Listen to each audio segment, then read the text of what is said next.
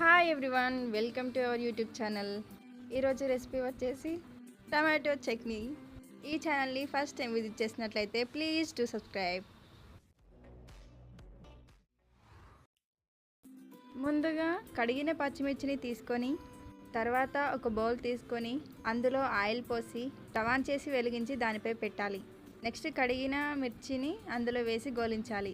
ఆ తర్వాత ఒక ఉల్లిపాయను తీసుకొని గోలించాలి. వాటిని వేరొక పాత్రలోకి తీసుకోవాలి. ఆ తర్వాత కట్ చేసిన టమాటా ముక్కలను అదే ఆయిల్లో పోసి గోలించాలి.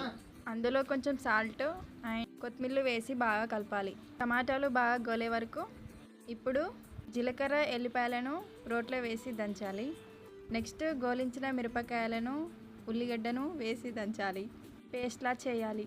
టమాటాలు ఉడికిపోయాయి. అందులో కొత్తిమీర ఆకు వేసి మళ్ళీ కలపాలి. నెక్స్ట్ ఈ టమాటాలను రోట్లో వేసి దంచాలి. కొంచెం పసుపు వేసి బాగా మిక్స్ చేయాలి. ఇప్పుడు తాలింపు పెట్టాలి.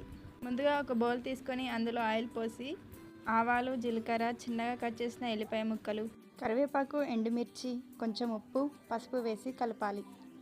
మంచిగా గోలాక టమాటో పేస్ట్ని వేసి బాగా కలపాలి. Tomato chutney ready. ఈ వీడియో మీకు నచ్చినట్లయితే like, share and subscribe. Thank you for watching.